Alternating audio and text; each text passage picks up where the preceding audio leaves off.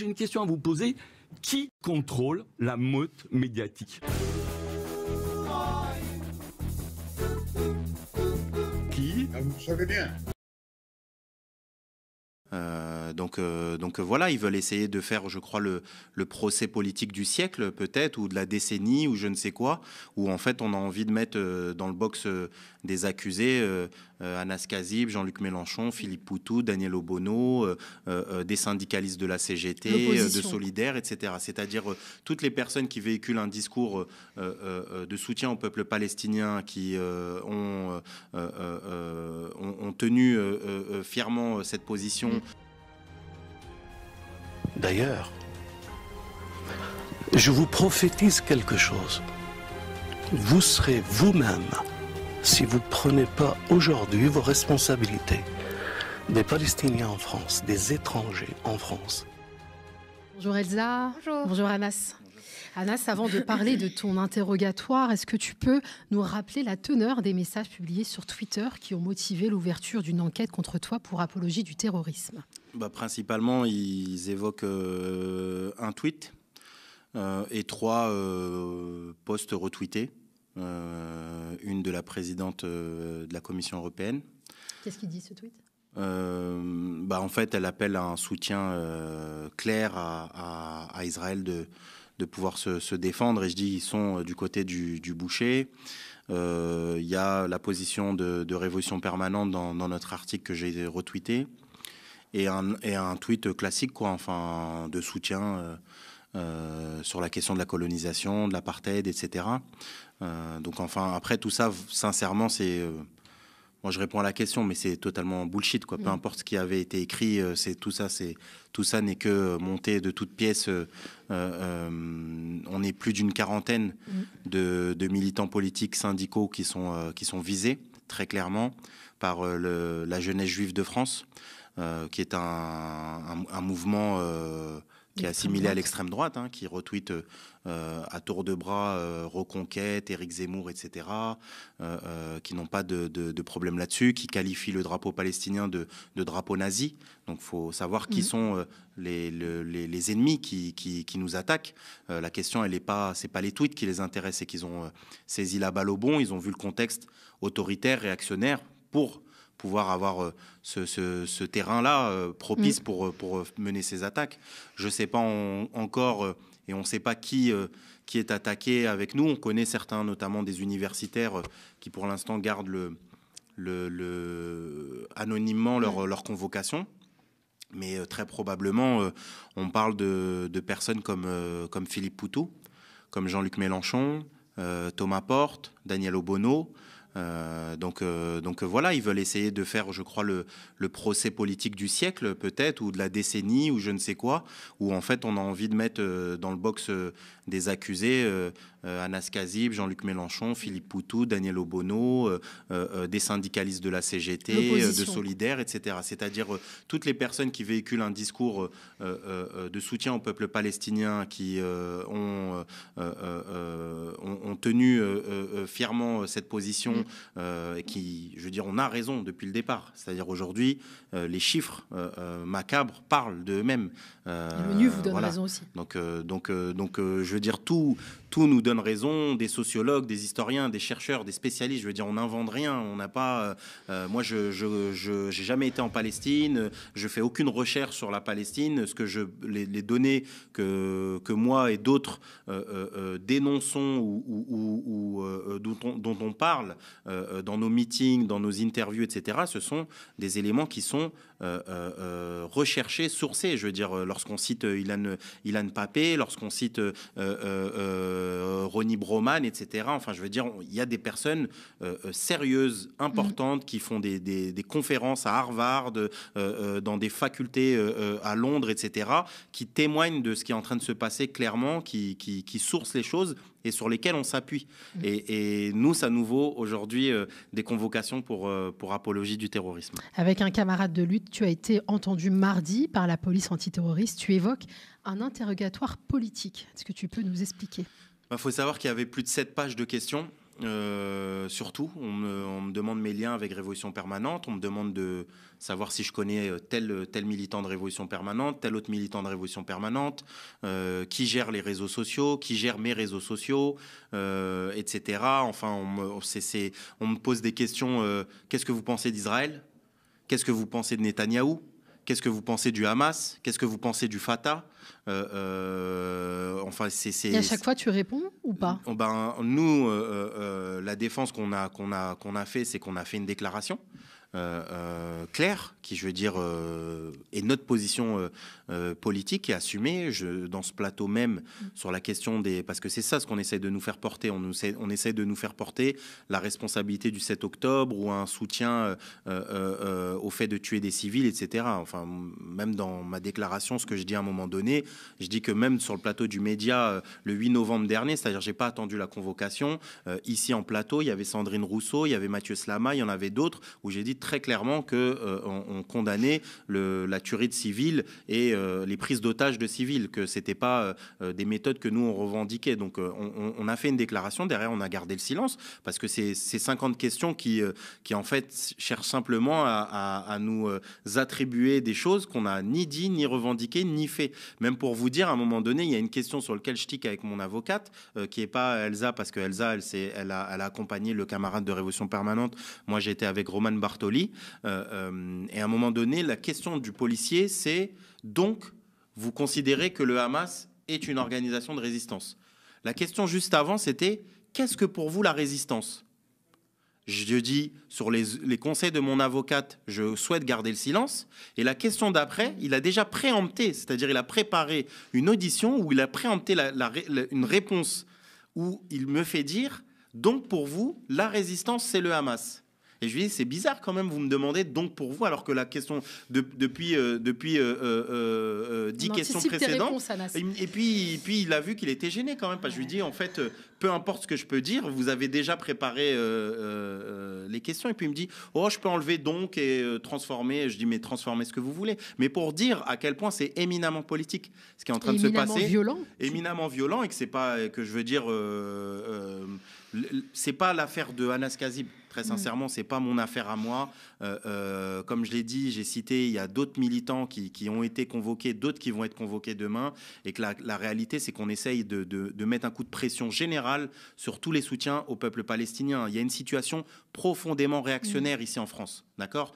Moi, je dis aux gens qui regardent cette émission, cherchez pas à être d'accord avec Anas Kazib. C'est pas l'objectif. Cherchez pas à être d'accord avec Jean-Luc Mélenchon ou avec Philippe Poutou ou je ne sais qui. La question, elle n'est pas là. Elle est une question de liberté démocratique, de liberté d'expression, de la possibilité d'être des opposants politiques, la possibilité d'incarner autre chose.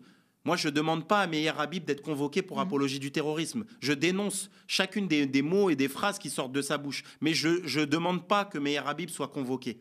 Il défend l'État d'Israël, il défend la politique de Netanyahou, il dit que il est pour une politique qui est limite de messianique, quoi. Je veux dire, quand on dit c'est la Judée-Samarie, etc. Enfin, quand on utilise la Bible c'est vrai que c'est pas très laïque comme projet politique, je veux dire, mais je demande pas ça. C'est-à-dire, il est dans son, mais qu'on nous autorise à nous d'être des opposants politiques. Qu'on nous autorise à nous d'être opposés à Meir Habib, d'être opposés à Emmanuel Macron, etc. Et c'est ça ce qui est profondément dangereux aujourd'hui. C'est-à-dire qu'on essaye de nous faire taire. Quand on met 1 an ferme pour un tract de la CGT à Jean-Paul Delesco, 1 an de sursis, pardon, à Jean-Paul Delesco, 7 000 € d'amende pour un tract de la CGT, mais c'est profondément scandaleux. Pour moi, tout ça doit montrer que c'est une attaque large et de plein fouet qu'on est en train de tous se prendre, et que c'est pas juste une histoire, ouais, est-ce que ce mot-là, parce que, pourquoi je dis ça? Parce que je veux pas que les gens tombent sur, ouais, mais ce mot-là, peut-être t'aurais dû le mettre avant, t'aurais dû peut-être mettre une virgule, t'aurais dû mettre peut-être deux. Après, non, je veux pas qu'on rentre là-dedans. Je considère que... Il y a des reproches qu'on t'a fait?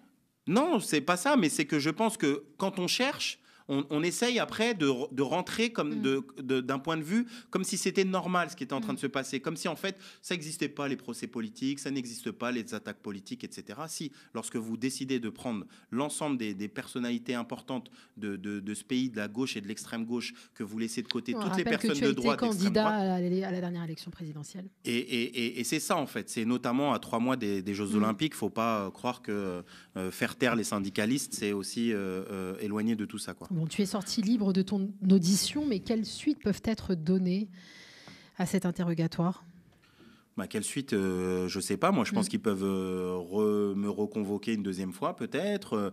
C'est un procès. Ils peuvent décider de faire un procès derrière pour apologie du terrorisme. Quand on voit là pour le cas du camarade de la CGT, c'est ce qui lui est arrivé. Je veux dire, c'est incroyable en fait d'en arriver jusque là. Et puis ça peut aller très loin. Je veux dire, on peut faire de la prison ferme. On peut se retrouver avec les lois séparatisme, etc., etc. Moi, je suis binational. Il peut y avoir des attaques beaucoup plus larges et fortes. Mais bon, après... Pourrait te déchoir ta nationalité, Elsa ? Ça serait possible, ça ? Le problème, c'est qu'il y a un débat juridique et il y a un débat politique. Enfin, ça peut faire partie des fondements de l'échange de nationalité, mais après, je veux dire, ça impliquerait un niveau d'offensif que je suis pas sûre qui correspond à ce qu'ils veulent mettre non plus, parce que en fait, déchoir de sa nationalité un représentant syndical, une personnalité politique, une figure populaire dans tout un tas de secteurs de la population, je veux dire qu'ils y aillent, à mon avis, il y aura du monde pour le défendre, quoi. Elsa, tu assures la défense de nombreux clients accusés d'apologie du terrorisme. Ce jeudi 18 avril, le responsable CGT du Nord, Jean-Paul Delesco, a été condamné à 1 an de prison avec sursis pour apologie du terrorisme. Le militant syndicaliste avait estimé le 10 octobre dernier que les attaques menées par le Hamas constituaient des réponses provoquées par les horreurs de l'occupation illégale d'Israël.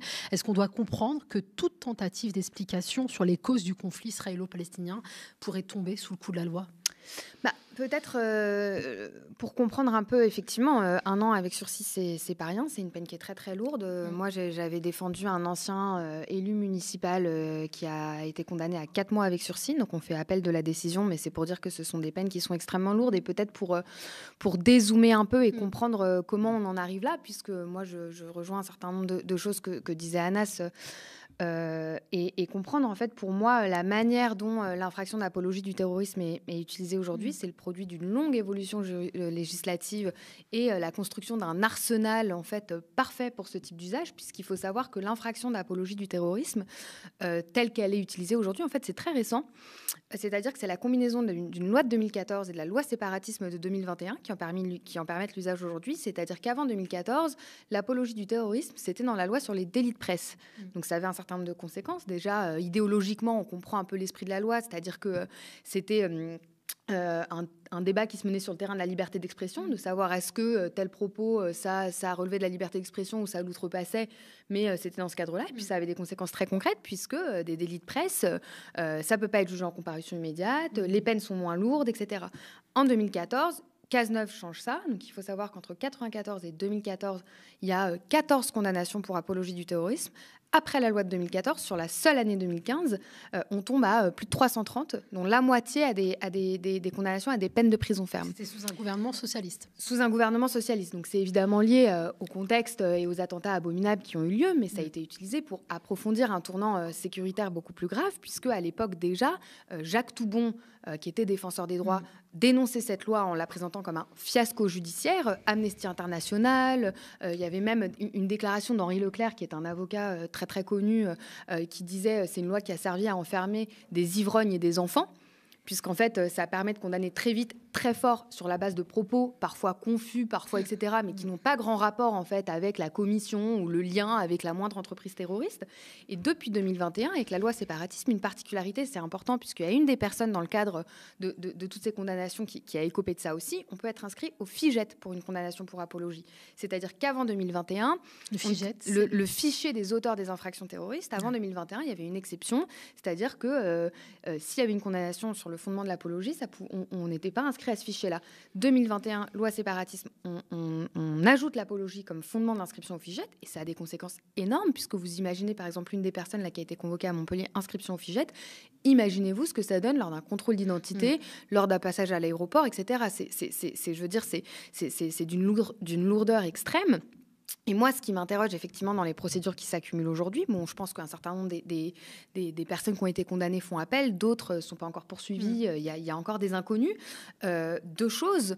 La première, c'est quelque chose qui est très très peu discuté quand même, et je m'étonne de ça, c'est qu'en 2022, donc c'est récent, la France a été condamnée par la Cour européenne des droits de l'homme pour son application de cette loi de 2014, en disant une chose très très claire, en appelant à un usage mesuré de la voie pénale, dans la mesure de la répression pénale, de la sanction pénale, dans la mesure où on est en fait sur le terrain de la répression de propos, et en disant, elle condamne la France, donc il faut quand même se rendre compte de ça, en disant la sanction pénale telle qu'elle est utilisée par cette loi, elle joue un rôle dissuasif vis-à-vis de l'exercice de la liberté d'expression. Donc c'est non seulement qu'elle condamne les gens, mais qu'en plus qu'elle met en place une espèce de chape de plomb sur le débat public, puisque les sanctions sont tellement lourdes que ça joue un rôle même dissuasif, quoi. C'était une invitation à abroger cette loi, ou au moins la réviser.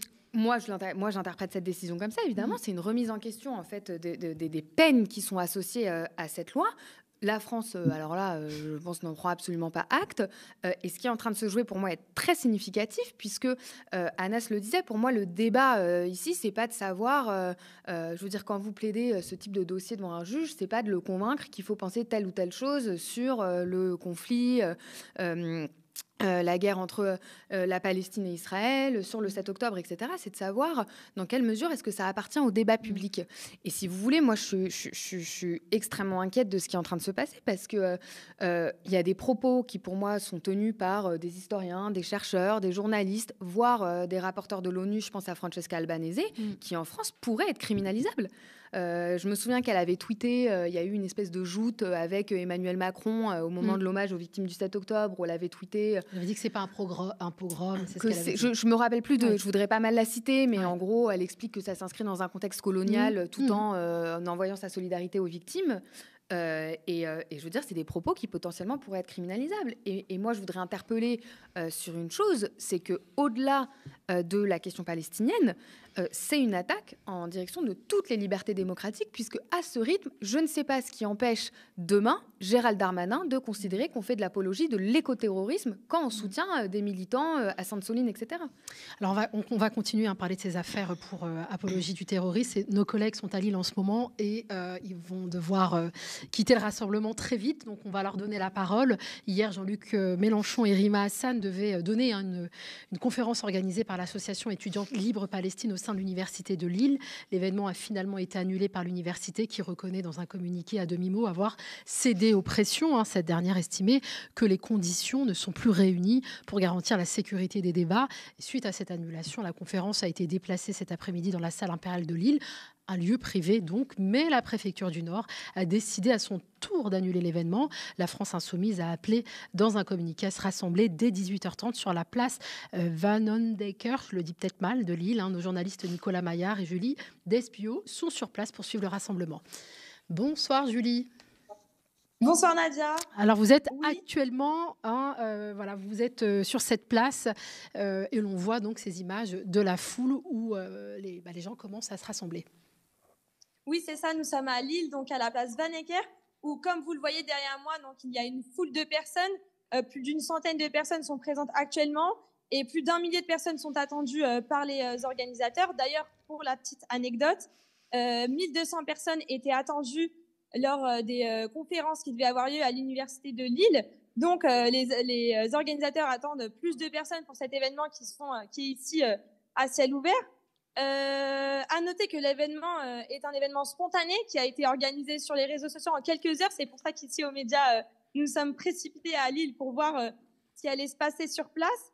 On nous a dit que cet événement a été déclaré par la préfecture, mais celle-ci n'a pas eu le temps de répondre, ce qui n'a pas empêché les militants insoumis de venir en masse, comme vous pouvez le voir autour de moi. Mais ils ne sont pas seuls, ils sont accompagnés des militants de lutte ouvrière, des jeunes communistes, de l'Union communiste libertaire, la CGT, nous avons vu des drapeaux palestiniens, des militants étudiants de l'UNEF ou encore l'Union étudiante, la NPA, Et nous avons donc parlé avec Isabelle, qui s'est dit touchée par la participation d'autres mouvements politiques à cet événement. Le mot d'ordre de ce rassemblement est « Nous ne nous tairons pas, nous ne céderons pas ». Nous l'avons vu aujourd'hui, Manuel Bompard a tweeté, je cite, que cette censure sonne comme un acharnement totalement intolérable en pleine campagne électorale européenne, mais aussi un précédent extrêmement grave pour notre démocratie. Dans quelques minutes, juste derrière moi, Jean-Luc Mélenchon et Rima Hassan prendront la parole. Donc, ils reviendront sur la situation palestinienne, mais également sur la censure qui nous amène ici à Lille aujourd'hui. Ce discours sera retransmis en direct sur la chaîne YouTube de Jean-Luc Mélenchon. On a parlé avec quelques personnes donc présents sur place ici. On retrouve des éléments en langage commun avec les militants de la France insoumise. Par exemple, nous avons parlé à Jean, 19 ans, étudiant, qui nous a dit, je cite, « On est là pour montrer que les insoumis portent bien leur nom, que la censure ne nous fera pas taire, qu'ils ne peuvent pas annuler nos événements en pleine campagne. » Jean dénonce des pratiques autoritaires et antidémocratiques devenues tristement habituelles contre la France insoumise. En effet, ce n'est pas la première fois que Jean-Luc Mélenchon et la France insoumise voient leur conférence interdite. Oui, en effet, Nadia. Déjà en avril, à Rennes 2, une conférence avec Jean-Luc Mélenchon et Emma Fourreau, candidate elle aussi aux élections européennes, a été annulée pour cause de menaces islamistes. Et en octobre dernier, également, à l'Université de Bordeaux, a été annulée une conférence pour risque de trouble à l'ordre public. Alors, risque de trouble à l'ordre public, on ne sait pas trop ce que ça veut dire. Aujourd'hui, on a pu lire l'arrêté de la préfecture qui parle de problèmes de sécurisation, de dérives antisémites ou encore de contre-manifestations. Comme vous pouvez le voir derrière moi, il y a une sacrée ambiance, de la musique. Je pense que Jean-Luc Mélenchon ne va pas tarder à parler. À chaque fois, en tout cas, les raisons de l'annulation de ces conférences sont des pressions extérieures au mouvement. Les insoumis se plaignent d'une chasse aux sorcières. Et ce matin encore, le sénateur des Bouches-du-Rhône, LR Stéphane Le Rudulier, demandait la dissolution de la France insoumise sur Twitter. Malgré tout ça, comme on peut le voir ici, les insoumis sont motivés à continuer la campagne européenne. Julie, j'imagine que la police est présente. Quelle est l'attitude, on va dire, des forces de l'ordre? La police est présente, Julie? Il n'y a pas trop de présence policière, juste ce qu'il faut pour la sécurité, mais les insoumis et les manifestants sont assez tranquilles ici à Lille. Merci beaucoup Julie Desbiot. Anna Selza, cette annulation de la conférence de Jean-Luc Mélenchon et Rima Hassan à l'Université de Lille, c'est une offensive grave contre le droit de réunion en pleine campagne des européennes. Un nouveau cap répressif vient d'être franchi par l'État dans la répression contre toute forme de Palestine, selon vous? Moi, je trouve c'est profondément scandaleux. Je veux dire, le propre même des meetings, c'est pouvoir avoir un discours politique opposé au discours du gouvernement. C'est-à-dire, aujourd'hui, ils utilisent les préfets, ils utilisent tout. Enfin, je veux dire, il y a un bloc réactionnaire profondément solide qui va de Macron jusqu'à Zemmour aujourd'hui. C'est ça. Il y a un bloc qui est clair là-dessus. Il y a un virage totalement à droite de l'ensemble des médias.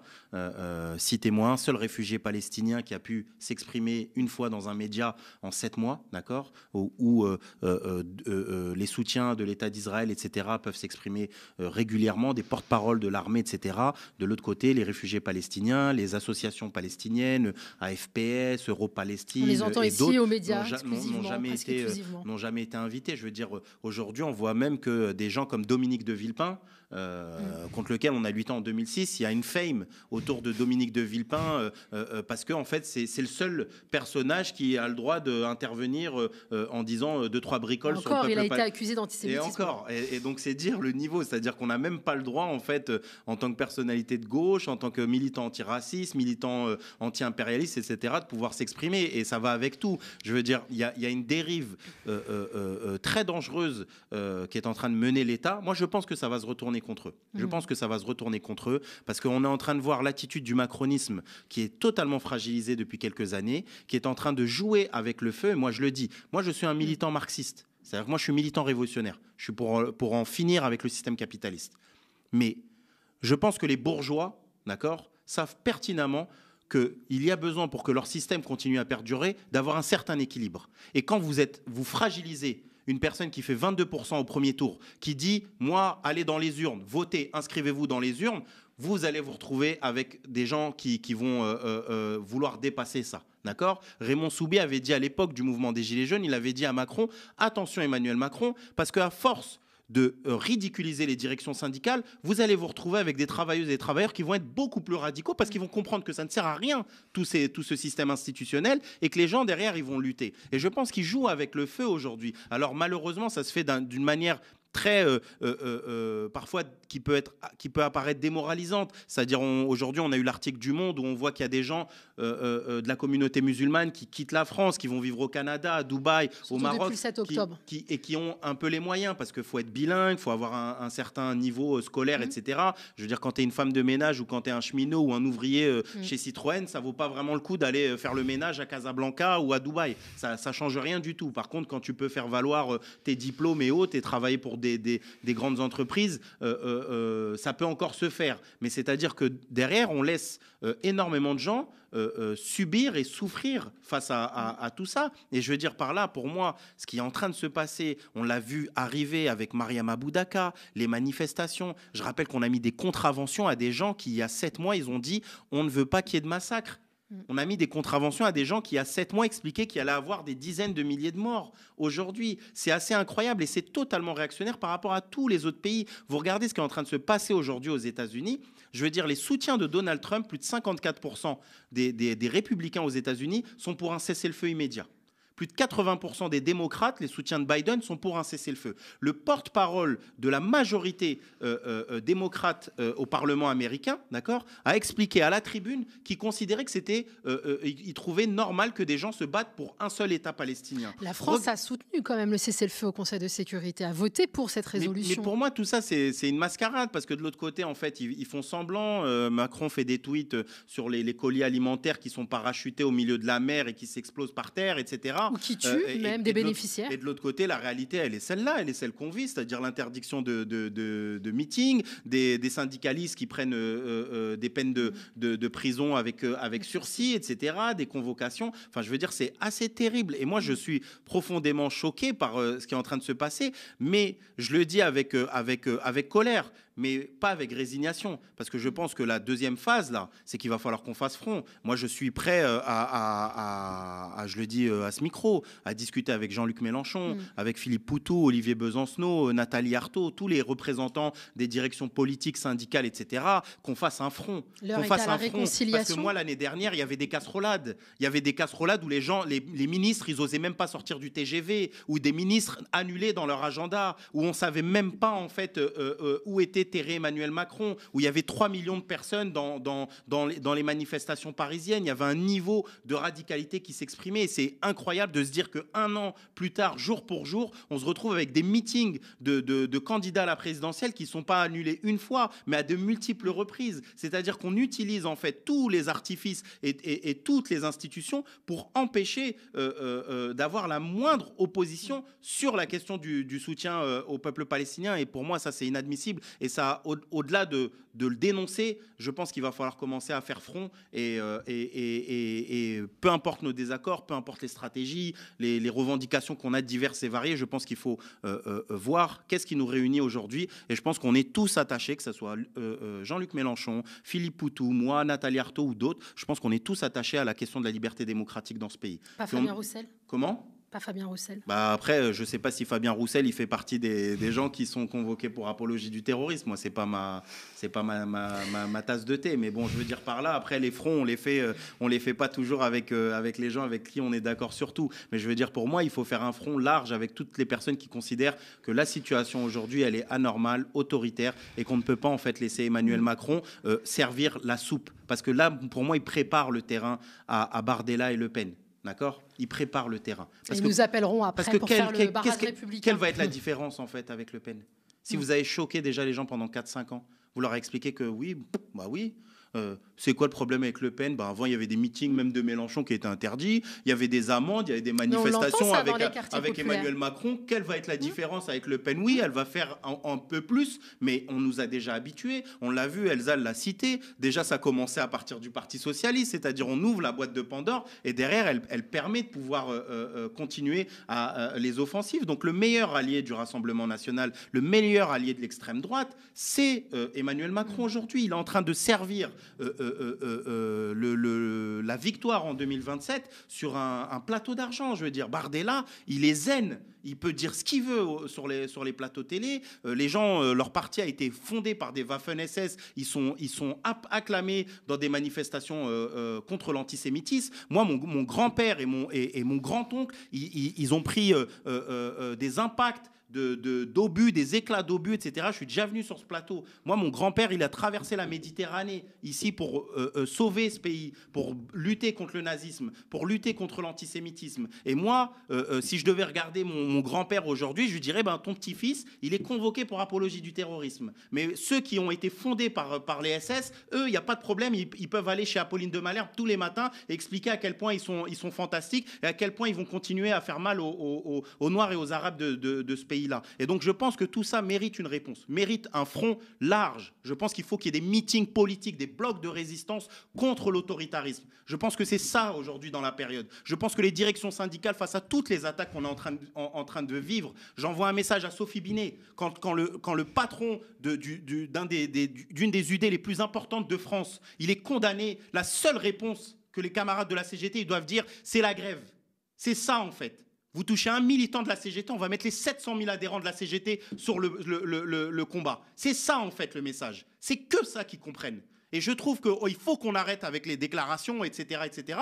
Et il faut qu'on commence à voir comment on travaille sur le terrain. Parce qu'on a des forces incommensurables. Il y a les camarades de Solidaire EHESS qui ont été aussi convoqués pour apologie du terrorisme. Je pense qu'il faut un front syndical, un front politique large de combat qui appelle à la mobilisation pour la question de la Palestine, pour ces questions-là, mais aussi pour plein d'autres choses. Parce que je veux dire, quand on dit qu'on va mettre 5 € à celui qui annule son rendez-vous, quand on dit qu'on va augmenter les délais de carence, qu'on va attaquer le droit de grève, qu'on va mettre le SNU obligatoire pour les gamins, enfin je veux dire, il y a 1 milliard d'attaques, et puis l'inflation c'est la merde aujourd'hui, les gens ils n'arrivent pas à bouffer, il y a 1001 raisons, et je pense que les gens attendent ça, attendent une gauche de combat, attendent qu'il y ait un front et un bloc de résistance large aujourd'hui et qui dépasse les simples déclarations et la colère. Merci Anas.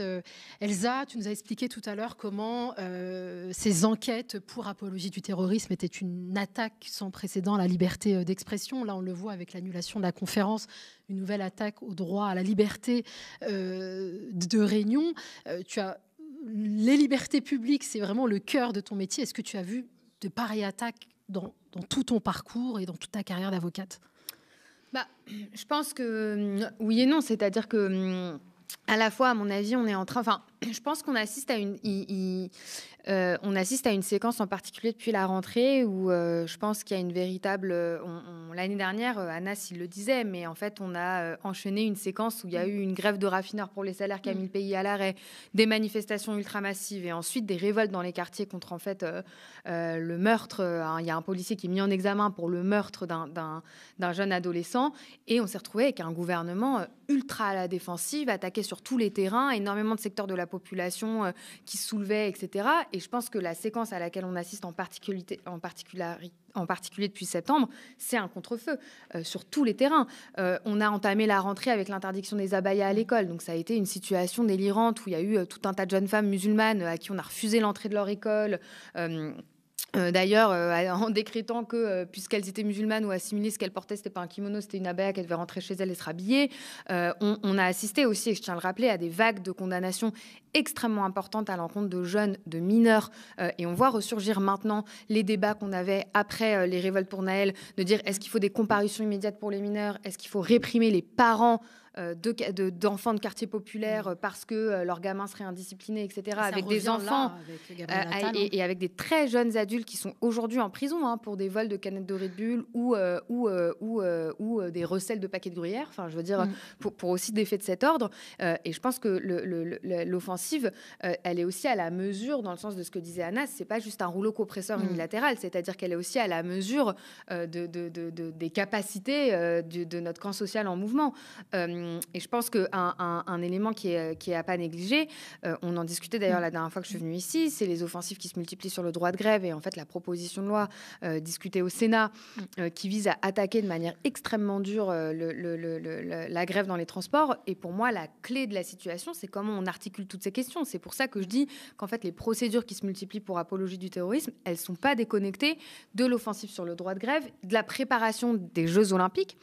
Ça, je pense que c'est quelque chose de fondamental. Il faut comprendre que ce qu'ils sont en train de faire, ils sont en train d'essayer de pousser les murs des prisons. Ils en discutent ouvertement de savoir comment ils vont réussir à faire rentrer tous les jeunes qui vont condamner, à dire qu'ils vont doubler les gardes à vue, qu'ils vont tripler les jeunes condamnés pour quoi? Pour apologie du terrorisme? Non, pas pour apologie, pardon, à l'approche des JO. C'est-à-dire que toutes les opérations place nette, toutes les condamnations en fait qui sont en train d'exister partout dans le 93, mais pas que, pour préparer les Jeux Olympiques. Enfin, je veux dire, il y a des gens, les vendeurs à la sauvette de Saint-Denis aujourd'hui, ils prennent des peines qu'ils n'auraient jamais pris il y a 2 ans. Enfin, qui visent vraiment à préparer le terrain des Jeux Olympiques, qui sont des Jeux Olympiques qui interviennent dans un contexte d'une instabilité sociale forte, d'une raclée électorale a priori que la Macronie va prendre à l'occasion des européennes, et avec une énorme crise et un sentiment de détestation très très très important. Donc eux, en fait, ce qu'il leur reste pour diriger ce pays, c'est évidemment la matraque, la répression, la police, et en même temps, ça a un coût politique. C'est ça qui est contradictoire, parce qu'un dernier mot sur on parlait de l'interdiction, mais on a interdit de manière quasi absolue les manifestations de solidarité avec la Palestine, en fait, au début du mois d'octobre. La manifestation de dimanche à venir, elle est également interdite. La manifestation du 21 avril. Du 21 avril contre l'islamophobie et le racisme, en partie avec un axe qui est celui un peu de la protection des enfants des quartiers populaires, etc. L'arrêté d'interdiction est délirant. Il a notamment 2 fondements.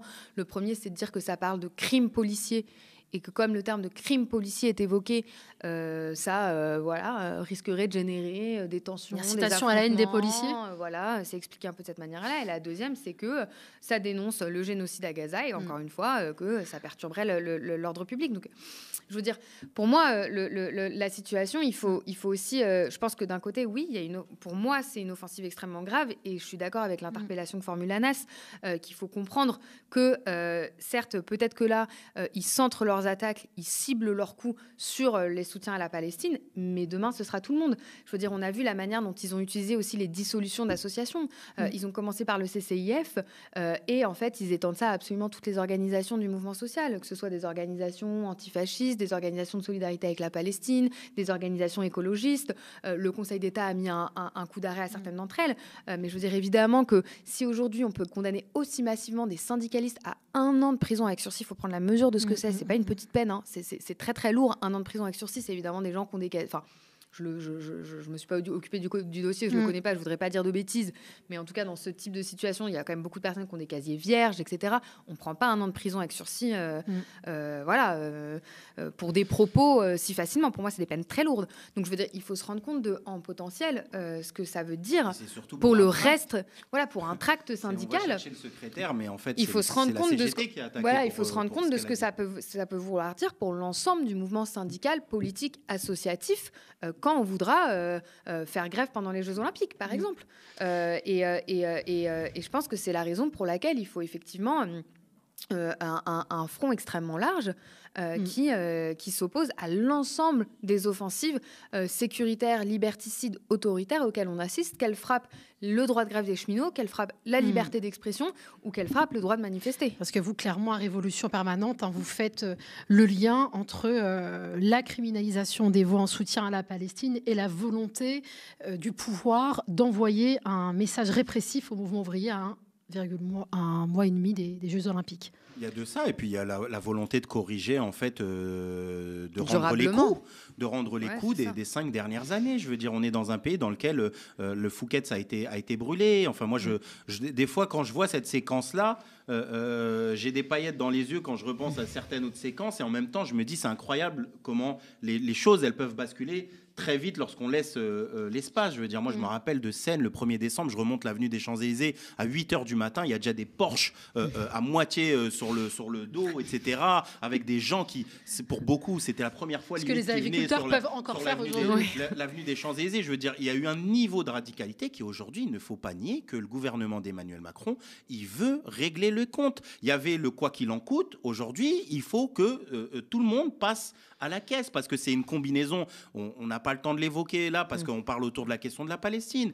Mais nous, en tant que militants politiques, on voit aussi comment, derrière la nécessité pour le gouvernement de commencer à attaquer sur l'austérité, etc., le chômage, ça prépare ça. Aujourd'hui, il faut savoir que le gouvernement, il doit faire rentrer plusieurs milliards d'euros. Pour l'instant, on dit qu'il s'attaque à ce qu'on qualifie de précariat, c'est-à-dire aux chômeurs, aux gens en ALD, les gens qui ont des difficultés. On voit comment le gouvernement, il hésite encore, il tâtonne à voir comment il peut attaquer de front et de face, le mouvement ouvrier. Parce que même si la réforme des retraites, elle est passée, on a tous parlé un peu de défaite à la Pyrrhus, de victoire à la Pyrrhus, c'est-à-dire que ça lui a quand même coûté vachement d'opposition dans la rue. Mais aujourd'hui, c'est comme si je vous mets un coup de poing et que vous répondez pas.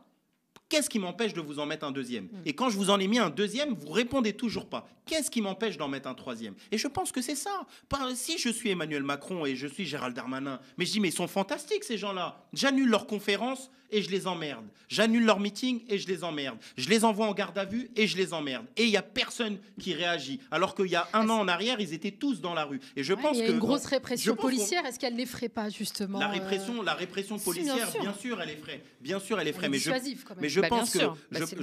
pense qu'on a les solutions pour pouvoir changer les choses. Et je pense qu'on est des responsables politiques, syndicaux, etc. Et on a cette responsabilité aussi, c'est de commencer à esquisser un plan de bataille, esquisser une stratégie pour sortir de ça. Sinon, c'est quoi en fait? Quel message on envoie aux gens? Ça y est, Marine Le Pen, elle est là en 2027, faites vos bagues. Qu'est-ce qu'on répond en fait? Oui, c'est comme ça, on peut annuler des meetings de Jean-Luc Mélenchon, habituez-vous. C'est ça le discours qu'on doit faire?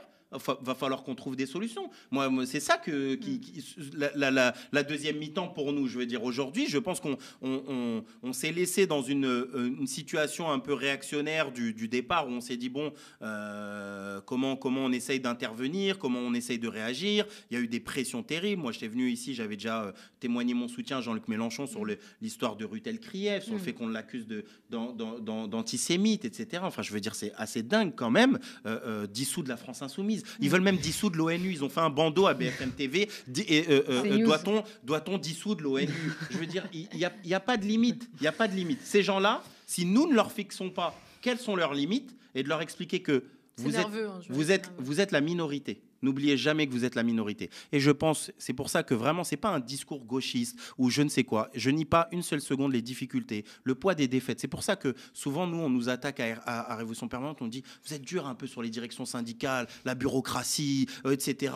Quand même, il y a autre chose. Nos ennemis, c'est... Non, parce qu'on sait très bien que le poids des défaites derrière, il se paye 100 fois plus. Parce que quand les gens, ils ont perdu, ils sont dégoûtés, ils considèrent que la lutte, ça ne sert plus à rien du tout. Et donc moi, mon discours, c'est pas de dire aux gens, essaye d'apprendre l'anglais ou apprends l'espagnol pour aller vivre en Argentine, au Brésil ou à Dubaï. Mon objectif en tant que militant, c'est de dire aux gens, on a certes perdu, mais tirons les bilans pour voir comment on peut y arriver. Et je suis profondément convaincu que si demain dans ce pays, les cheminots, les raffineurs, l'énergie, les gaziers, les hospitaliers, les aides-soignants, etc. Il y a tellement de métiers, je veux dire, où si à un moment donné, on se disait, venez, on fait une journée immense ou 2 jours ou autre, je pense que ça va être totalement différent. Et bon courage derrière à Emmanuel Macron d'essayer d'interdire un meeting ou d'aller mettre des militants syndicaux en garde à vue. Aujourd'hui, ils ont la possibilité de le faire et c'est pour ça qu'ils le font. Maintenant, c'est à nous de savoir comment on les arrête et on les empêche d'aller encore plus loin. On va devoir conclure. Merci, Elsa Marcel, Anas Kazib, merci beaucoup. Elsa Marcel, avocate, Anas Kazib, cheminot et syndicaliste à Sudrail. Vous êtes tous les deux militants à Révolution Permanente. Donc pour conclure, c'est un appel à la concertation concertation que vous lancez ici ce soir aux médias à destination du NPA, de la France Insoumise et de Lutte ouvrière. Les forces politiques, syndicales, associatives, les soulèvements de la terre, les Alternatiba et tous les autres. Enfin, on peut faire un bloc d'une force et d'une vigueur. L'appel est lancé pourvu qu'il soit entendu. Encore merci à vous Merci, deux. Nadia. On reste avec nous. On retrouve notre débat du jeudi, le fond de l'info, tout de suite après ce petit clip d'autopromo. La situation politique est inédite, urgente. Bonsoir à toutes et à tous. Bienvenue sur le Média. 2 directs par jour. Une situation de crise alimentaire sans précédent. Du terrain, du reportage, mais aussi de l'enquête. Le Média est aujourd'hui la seule télévision résolument de gauche, engagée et indépendante des pouvoirs financiers et politiques. Le Média, c'est 25 travailleurs qui produisent de l'information au quotidien. Nous devons faire plus. Pour cela, nous devons nous développer. Développer la chaîne de télévision, développer nos programmes, notre présence sur le terrain, enquêter sur les puissants qui nous gouvernent, le tout en libre accès. Développer cette chaîne unique dans le paysage audiovisuel français implique de faire grandir nos équipes, d'investir dans du matériel. Sans ça, pas d'émissions, pas de reportages, pas d'enquête et le champ libre pour les grands médias, Macron, Son Monde et l'extrême droitisation des débats. Menez cette bataille avec nous. Abonnez-vous aux médias à partir de 5 € par mois. L'abonnement, c'est notre moyen de financement le plus pérenne, le plus solide. Être abonné, c'est faire vivre une chaîne TV d'information indépendante et engagée, accessible à toutes et tous en francophonie. Être abonné, c'est faire vivre le pluralisme et le débat dans le très petit monde de la TV. Offrez-vous une alternative TV. Abonnez-vous. Le Média. Reprenez goût à l'info.